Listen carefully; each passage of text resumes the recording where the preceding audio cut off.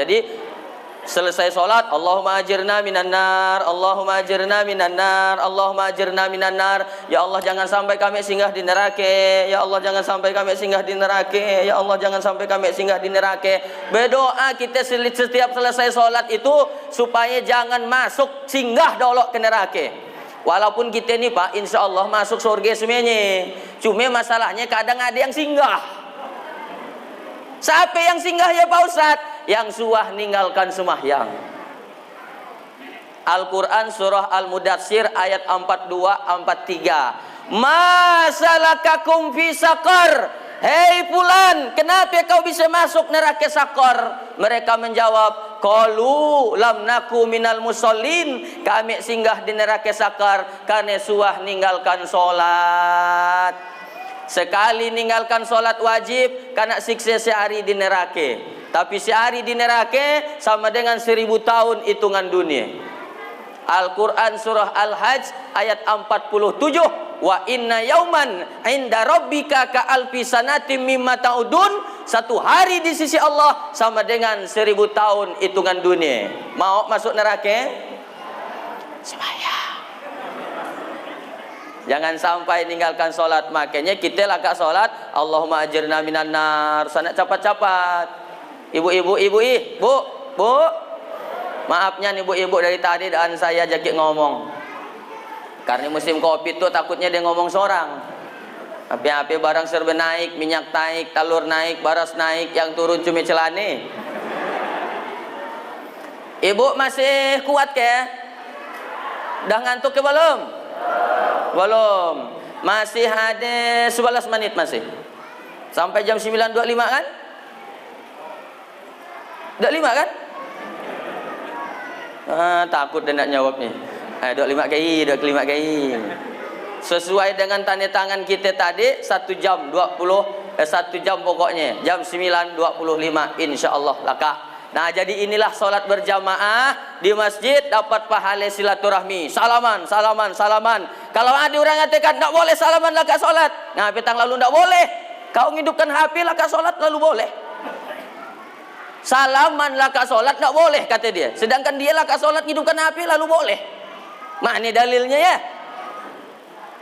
Maka salaman laka solat kata Imam An-Nawawi, kalau kau sebelum solat udah salaman, laka solat lalu salaman lagi, hukumnya mubah, boleh.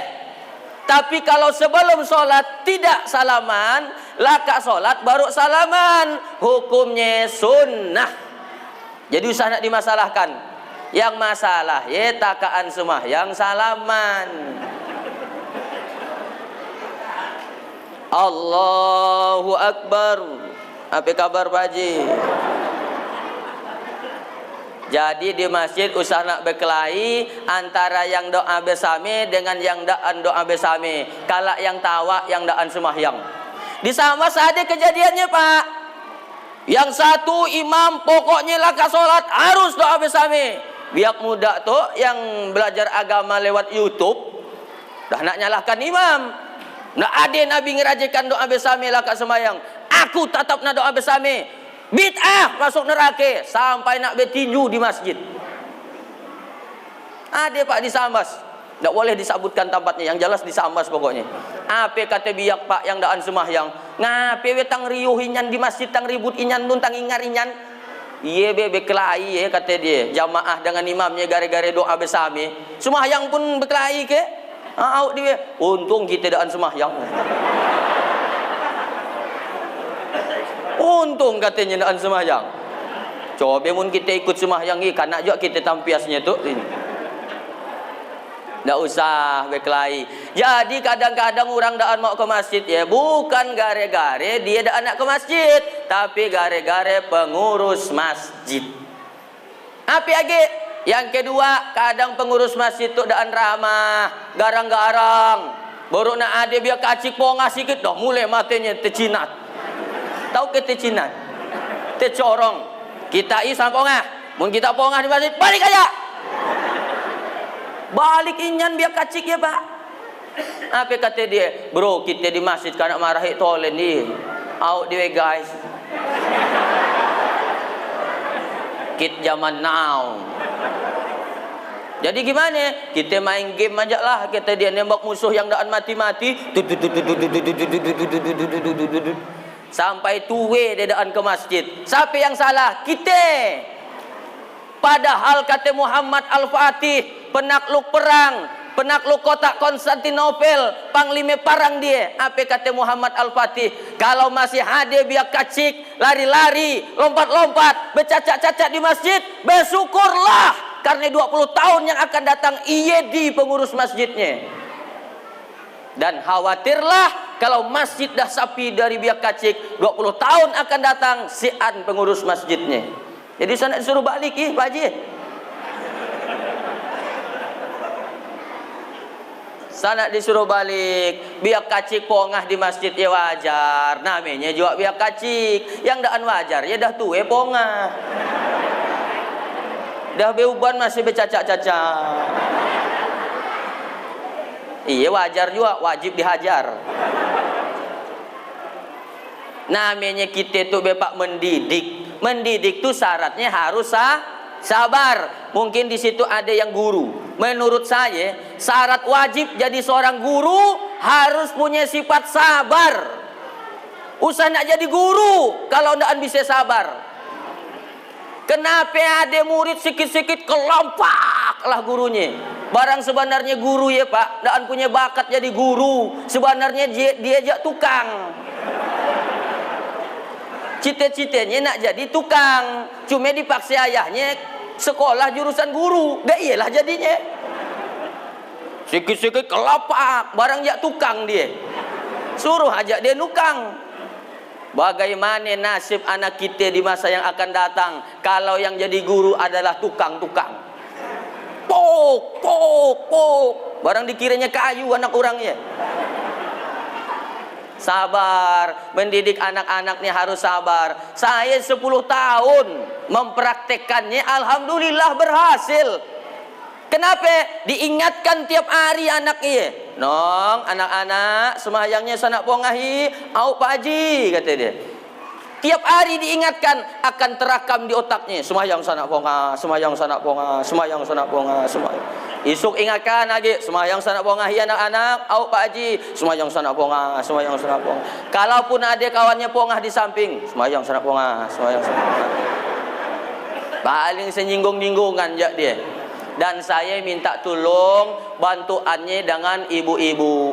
Kenapa banyak biak kacik pongah di masjid? Gara-gara ibu-ibu salah masane anak. Balik dari kerja jam 5 bahari, anak sengalawan di rumah. Umaknya tu paning palaknya ibu. Apa kata umaknya? Nong, sana ke sengalawan di rumah weh. Cobalah ke masjid. Betul ke ngomong gaya. Sanak sengalawan di rumah, cobalah ke masjid. Ke masjid ke mak katanya. Auk dia ke masjid aja. Dah, cepat-cepat kita ke masjid. Pagilah dia ke masjid, sengalawan dia di masjid. Wah, sesuai dengan pasan umatnya tadi ya. Yang ketua masjid tu darah tinggi. Tak bisa melihat biar kacik sengalawan langsung naik darahnya. Kita biar usah ada pongat di masjid. Mati terkengkang. Kebetulan biak mau HP di fotonya. Masukkannya ke Facebook, Pak Labai mati terkengkang.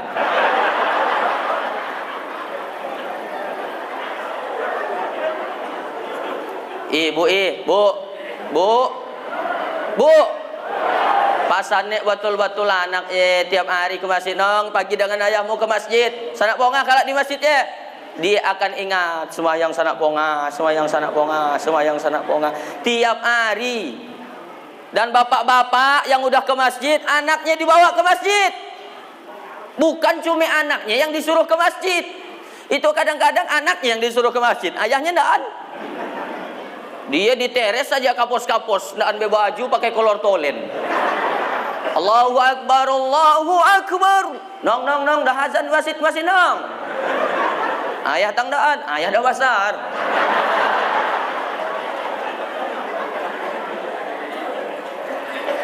Makin dah usah heran kalau biak kacik di masjid rawai ayahnya disik. Perwakilan aja ya. Ayahmu kemana nya saya tangsian ke masjid? Kami perwakilan aja Pak Ustadz katanya. Mah yang pun pakai wakil kan gini. Bu, ibu, bu. Kalau ade lakinya yang masih sholat 5 waktu di rumah, ade ke? Mun ade usir dia. Usir ke masjid.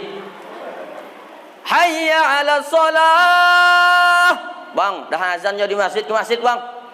Jauh tuh wedi. Ada motor ibu pakai. Terus anak garang gila, Bu. Ada motor pakai. Hujan tuh wedi, ada mantil. Licing wedi, ada tungkat. Ke masjid, Bang. Abang tahu enggak, Bang? Wah, diceramahin lagi lelakinya nih. Jadi Pak gini, Nabi itu pernah selesai sholat ngadap ke kanan. Tapi sesekali Nabi juga ngadap ke depan. Kalau tadi Pak ini anak Pak siapa namanya? Pak Ihsan. Selesai sholat berjamaah beliau ngadap ke depan. Itu hadis riwayat Bukhari. Tapi sekali-kali Nabi ngadap ke kanan, sinun. Hadis riwayat Muslim. Dua-duanya hadis sahih. Dua-duanya hadis sahih. Kenapa beda ya Pak Ustadz? Kalau yang ngadap ke kanan, hadis riwayat Muslim, itu permintaan dari sahabat. Apa kata sahabat? Ya Rasulullah, bisa ke kami semuanya sholat di samping kananmu? Kami ingin dapat keberkahan dari tangan kananmu ya Rasulullah. Kata Nabi, tidak bisa. Mana bisa? Karena kita sholat nih kan tidak bisa ke sebelah kanan semuanya. Harus imbang, sopnya harus imbang. Jadi gimana ya Rasulullah? Nanti selesai salam, saya ngadap ke kanan, kalian ambillah keberkahan kanan saya. Ambillah keberkahan. Itu alasannya Nabi ngadap ke kanan. Jangan sampai bapak ditanya anak, nggak tahu. Ya. Apa nong? Apa imam ya lah kak salam ngadap ke kanan ya. Rumahnya belah kanan.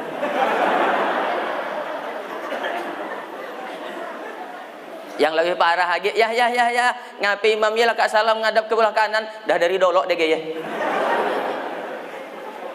Sebutkan hadisnya nong, ya hadis riwayat Muslim, permintaan sahabat. Lalu yang kedua ke Nabi lah kak salam ngadap ke depan, Nabi ngabsen apa? Ngabsen jamaah sahabat sape yang datang ke masjid. Nabi pelototi, siapa ini yang datang ke masjid? Nampak oleh Nabi. Apa kata Nabi? Asyahidun fulan. Kemana si anak? Ngapain datang sembahyang berjamaah di masjid? Kata sahabat, biak sembahyangnya di rumah ya Rasul. Merah muka Nabi, nunjukkan Nabi marah. Apa kata Nabi? La yantahiyanna. Jangan diulanginya. Kalau diulanginya, la uharikonna alaihim buyutahum, ku bakar rumahnya kata Nabi. Andai kata Nabi masih hidup sekarang, bertambah titik api di Stapuk. Barang banyak masih yang sembahyang di rumah, betul? Ngapain tang betul? Salah lah ya Pak Ustadz, kami dah ke masjid semuanya, alhamdulillah. Jadi kalau ngaku umat Nabi Muhammad, sholatnya berjamaah 5 waktu di masjid bagi laki-laki. Tapi saya beritahu lagi, hukum sholat berjamaah di masjid ini terbagi 3 pendapat. Menurut mazhab Hanafi dan Maliki, hukumnya wajib kifayah, fardu kifayah. Macam nyolatkan orang mati. Kalau udah ada orang di masjid, dah ramai di masjid ya, di rumah aja. Berarti dia mazhabnya Hanafi dengan Maliki. Kalau Imam Syafi'i, hukumnya sunnah muakkad, sangat dianjurkan, hampir wajib. Kalau menurut Imam Ahmad bin Hambal, mazhab Hambali, hukumnya wajib 5 waktu berjamaah di masjid. Dari 3 pendapat itu, kira-kira mana yang lebih bagus? Ke masjid atau di rumah? Tetap di masjid karena pahalanya luar biasa. 1, dapat pahala silaturahmi. Yang kedua kata Nabi, man tatahhara fi buyutihi, siapa yang berwudu di rumahnya lalu berangkat menuju masjid, kanat khutwatahu ihdahuma, langkah kaki pertama Allah hitung menghapus dosa, wal ukhra tarfa'u darajah, langkah kedua ngangkat derajat, langkah ketiga ngapus dosa, langkah keempat angkat derajat, hapus dosa angkat derajat, hapus dosa angkat derajat, hapus dosa angkat derajat. Begitu Allah menghitung setiap langkah kaki orang yang berangkat menuju masjid. Aku daan berjalan Pak Ustadz, aku pakai motor. Tetesan bensinnya Allah hitung. Aku daan pakai motor Pak Ustadz, aku pakai gerete, engkolnya Allah hitung. Aku daan pakai gerete Pak Ustadz, aku numpang, tumpangannya Allah hitung. Aku daan numpang Pak Ustadz, payahnya juga kau nak ke masjid. Intinya kau nak ke masjid pakai apa pun, Allah hitung ngapus dosa, angkat derajat. Lalu apa lagi? Yang ketiga, orang yang berangkat menuju masjid, setiap benda, barang yang dilewatinya akan jadi saksi di hadapan Allah di akhirat nanti. Kalau kita pergi ke masjid, kira-kira apa yang kita lewati? Tiang listrik, pagar rumah, rumput, aspal, batu, semuanya yang kita lewati akan jadi saksi di hadapan Allah. Makanya ketika kita sholat, geser. Sholat sunnah lagi, geser lagi. Untuk apa ya Pak Ustadz? Supaya tempat ia jadi saksi di hadapan Allah nanti. Makanya karap-karap sholat, kalau bisa pindah-pindah masjid, bagus. Subuh di situ, asar di sinun, maghrib di masjid raya. Bagus, nanti semuanya masjid akan jadi saksi di hadapan Allah. Nah, tapi kan jauh Pak Ustadz. Di situ pun dah alhamdulillah, yang dekat-dekat aja yang kita utamakan. Dah habis waktunya saatnya. Adik mulai jam 8.25, sekarang jam 9.28. Dah habiskan waktunya. Tak boleh melanggar kode etik. Gimana? Dah 1 jam untuk bantar ke lama? Lagi? Oh, nak nyiksa saya nampaknya. Ceramah tu daan gampang. Kaki nahan berat badan, tangan siau layau, utak mikir, mulut ngerauk, urat tigik betimulan. Udah 1 jam. Age. Yang model gaya di nyuruh ustaz cepat mati. Jadi bagi bapak-bapak yang merasa laki-laki, malu kita dengan Nabi kalau ndaan 5 waktu berjamaah. Nabi itu dah dijamin masuk surga. Nabi itu dah dijamin dosanya diampuni. Seumur hidupnya ndak suah ninggalkan sholat 5 waktu. Sampai-sampai ketika beliau sakit, minta gotong, minta pikul dengan Abu Bakar nak pergi ke masjid. Padahal Nabi dah dijamin masuk surga. Itu yang di depan saya ada jaminan masuk surga.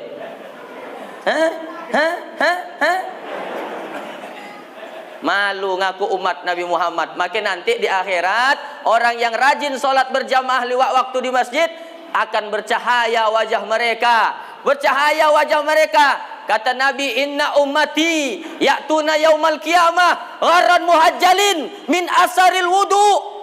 Umatku nanti bangkit di akhirat menghadap Allah, wajah mereka akan bersinar-sinar karena sering wudu berjamaah 5 waktu di masjid. Aku pun mudah mengenali mereka, kata Nabi. Itu umatku bercahaya, itu bercahaya umatku, itu bercahaya umatku. Tapi yang daan suah solat 5 waktu, daan suah berjamaah di masjid, biar nak bekesot dapat Nabi ngaku umatnya. Ya Rasulullah, aku umatmu. Kata Nabi, ndaan Pak Long. Umatku ndak ada yang hitam lagam gitu. Kalau betul kau umatku, mestinya bercahaya, kata Nabi. Kau semayangnya di mana? Di rumah. Nyupanik Nabi. Malu kita kepada Nabi. Maka kalau kita betul merasa umat Nabi Muhammad, solatlah 5 waktu berjamaah di masjid. Bagi laki-laki. Ibu-ibu bagaimana Pak Ustaz? Kata Nabi, kalau ibu-ibu nak ke masjid, usah nak kita larang. Perempuan kalau nak ke masjid, syarat dan ketentuan berlaku. Apa syaratnya? Pertama, perempuan kalau nak ke masjid, pastikan mukena dah dipakai dari rumah. Saya nak pakai katok pendek ke masjid. Pernah saya Pak nak pagi ceramah tarawih. Itu namakan si Ita, si Sari, si Pemi, pakai katok pendek senungguan depan rumah. Pemi, kami dah nunggu depan rumahmu ya. Pakai katok pendek. Oh, jadi Ustadz melihat perempuan katok pendek, bukan melihat, telihat. Nggak ansami, oi melihat dengan telihat. Langsung astagfirullah. Kata Imam Ali karamallahu wajhah, kalau sekali lihat ya rezeki. Yang berdosa itu yang kedua kalinya Pak. Tapi yang sekali pun langsung ghodul basar, alihkan pandangan, bukan dinikmati. Astagfirullah. Astagfirullah. Nah, itu makin berlipat-lipat dosanya. Saya nih Pak Dolok, waktu lulus S1 wajib hafal 8 juz Al-Quran. Tapi begitu balik ke sama, sekarang main ke toko Hamoy, habis bilangan dah Quran saya dah. Yang paling payah ketika bermotor, dia di depan. Tidak mungkin saya bermotor nunduk.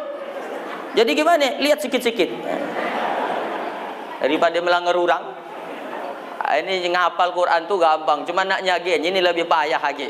Oleh karena itu ibu-ibu, pakailah mukena dari rumah dan udah berwudu. Yang kedua, pastikan kerajaan di rumahnya dah rapi semuanya. Jangan berapi ngulai belum, anak belum mandi. Yang lakinya kesiapannya nak dipenuhi masih, usah nak ke masjid. Makanya, nanti kami rugilah Pak Ustadz. Orang laki katanya pahalanya besar di masjid. Kalau ibu ngurus keperluan anak suami di rumah, lebih besar lagi pahalanya dari bapak yang di masjid itu. Cuman masalahnya ibu-ibu taat dengan laki keadaan di rumahnya. Hah? Ibu yang di belakang nun yang taat dengan laki atau yang pelawan dengan laki? Hah? Biar nak sampai hitam kanding ibu semahyang, biar nak sampai lalak Al-Quran ibu ngaji, tapi durhaka dengan laki, demi Allah nak ante buka pintu surga. Dengar ya? Wah, kata bapak, mantap. Sangat durhaka dengan laki bu. Apa kata Nabi? Ayyumam ra'atim matat wa zawjuha an haradin illa dakhalal jannah. Kalau mati seorang perempuan, kalau meninggal seorang perempuan, lalu suaminya ridho kepadanya, ikhlas, illa dakhalal jannah, kecuali perempuan itu masuk surga. Jadi Pak, bapak ikhlaskan kalau bininya mati. Ikhlas kan? Saya di mana-mana melihat bapak-bapak kalau bininya mati ikhlas semuanya. Cian yang nangis, tang dah nangis Pak, aku ikhlas Pak Ustaz. Tang ikhlasinya, dah lama aku tunggu.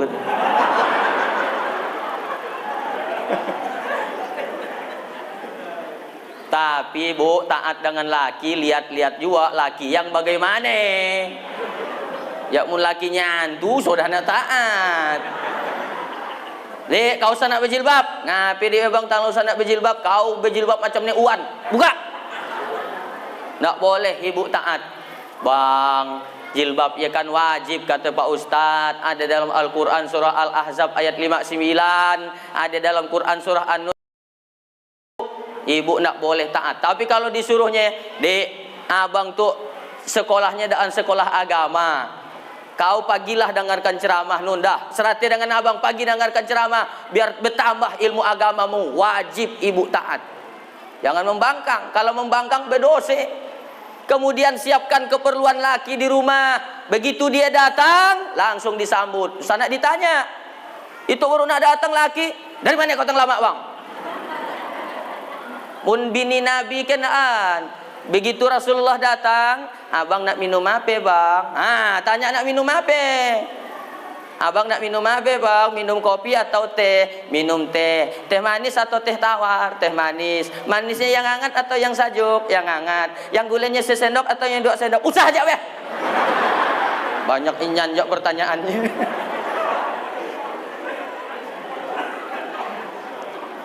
Intinya saling pengertian, Pak. Nih bapak-bapak kan para pencari nafkah semuanya. Adalah bapak-bapak nanya, Pak Ustadz, kenapa saya itu udah sholat, saya itu udah puasa, saya udah rajin sedekah, tapi rezeki masih dah lancar tuh Pak Ustadz. Saya tanya, karap ke mulai bininya saya. Gitu. Oh, jadi nampaklah Pak jawabannya. Kenapa rezeki bapak terhalang, tersumbat, kapat? Karena suke mulai bini di rumah. Kata ibu, mantap. Satu sami.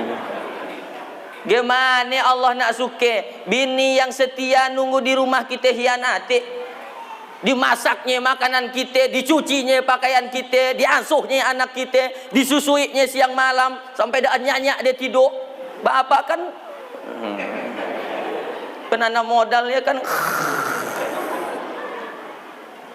Lalu dihianati. Kalau ditanya lah bini alasannya rapat. Ngapa tang lama balik bang? Rapat. Itu dah jam 5 abang tang belum balik rapat. Padahal jak merapat. Nih Pak Ye, sanak bulai bini Pak. Pak. Pak. Kanyat ge. Intinya kalau rumah tangga ingin bahagia saling pengertian. Yang kedua, jangan lupa adalah wa'mur ahlaka bis-shalah wastabir. Kau laksanakan kata Allah salat 5 waktu dan kau bersabarlah. Berapa banyak rumah tangga bubar? Satu penyebabnya daan sahabar. Baru nak ngerepek si bini sikit, dah aku caraikan.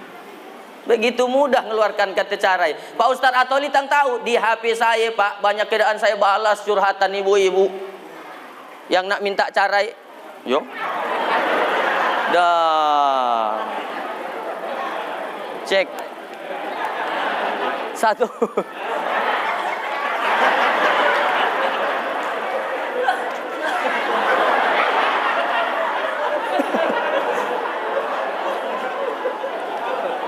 Cek. Oh, nyuruh laka, Pak. Sana lanjut dah Pak Ustaz dah lebih oleh 38 kan. Oh, dah pahamnya saya. Alhamdulillah. Jadi sampai di situ aja lah.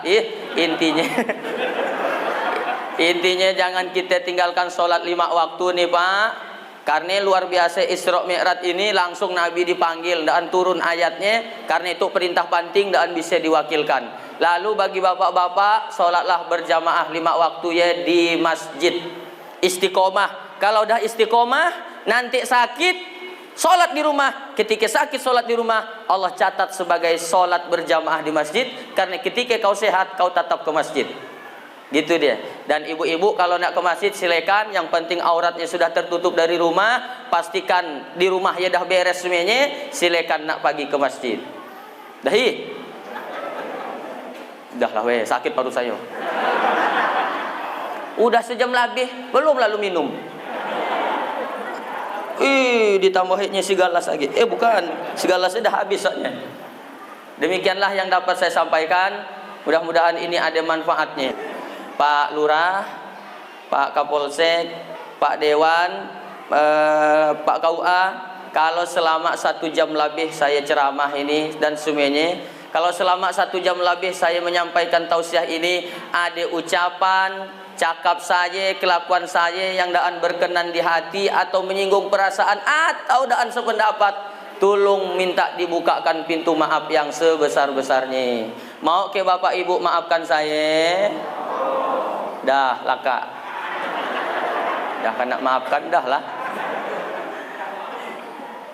Aduh Siti Aisyah mandi di kali rambutnya basah. Sampai di situ kita berpisah. Insyaallah jumpa lagi di lain kisah. Anak itik jalan di sawah, kakinya patah lalu jatuh. Wabillahi taufiq wal hidayah. Wassalamualaikum warahmatullahi wabarakatuh.